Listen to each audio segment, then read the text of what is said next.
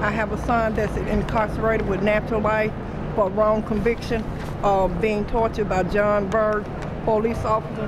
We're here today to see what the state's attorney, Anita Alvarez, is going to do, because we need some answers today. We are here at Anita Alvarez's office. We are here to deliver a letter, an open letter to give to her.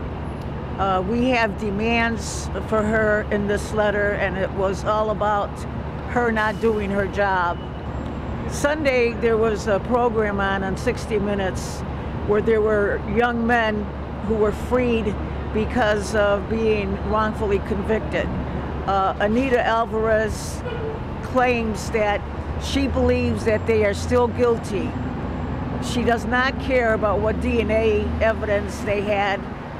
She feels that they're out, but she does not believe that they're innocent. She feels that, I guess DNA is not provable to show the innocence of these young men.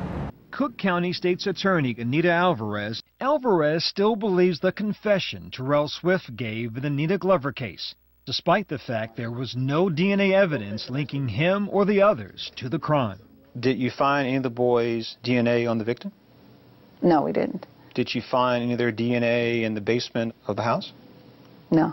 How do you explain that the boys would say they raped a woman and there not be any DNA evidence? Doesn't it strike you as odd? Well, we would love to have DNA on everything and every piece of evidence that we have in every crime, but it doesn't necessarily, occur. In addition to not investigating the cases where the police tortured people and where they made false confessions and are now still in prison, Anita Alvarez has done nothing to investigate the police who've murdered people in Chicago. Just a few weeks ago, a young man, 15 years old, was shot in the back by police.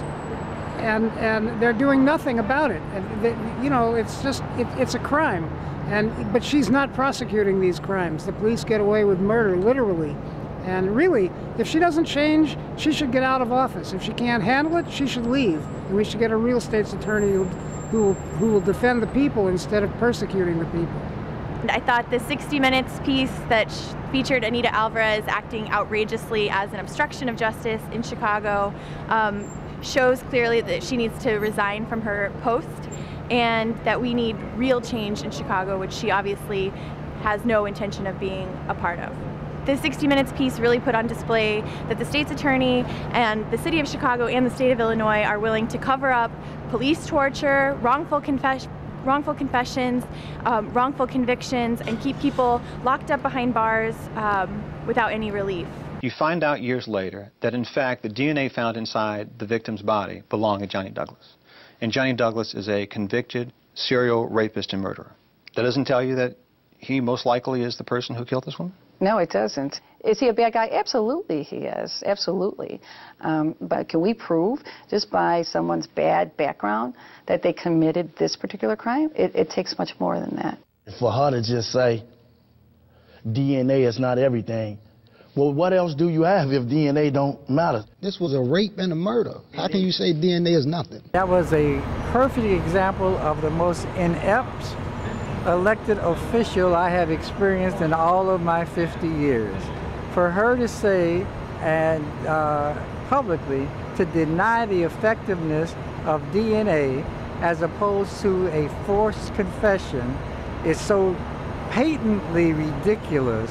It shows that she should not be there, should not have been there in the first place, and that in connection with her refusal to prosecute the Vanesco case, in addition to the fact that she insisted on trying the Howard Morgan case, where there had already been a finding of not guilty, and she was anxious to proceed with that, and now she's anxious to cover up and not proceed with the Vanesco case.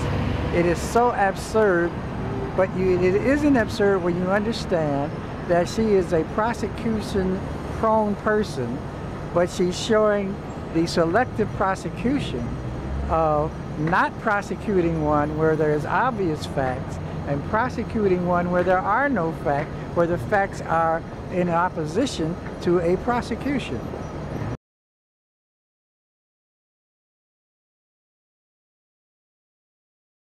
This is a letter we're giving you from Chicago Line and Against Racial and Political Oppression to Anita Alvarez. Okay. And we're concerned what we heard on the news on Channel 9 about the 60 Minutes thing. Yes, ma'am. And we want her to do something because we still got loved ones locked up, been in there a long time. And she needs to come and do something. Anytime. Do her job. She's not doing her job. All these people still incarcerated with this John Bird stuff. We was down here last year. She promised us she was going to do something. She ain't did nothing. I will accept this and make sure that it is delivered to the state's attorney. We're concerned about what's going on with her. I am not in a position to answer that, so I will make sure that she gets this. Excuse me.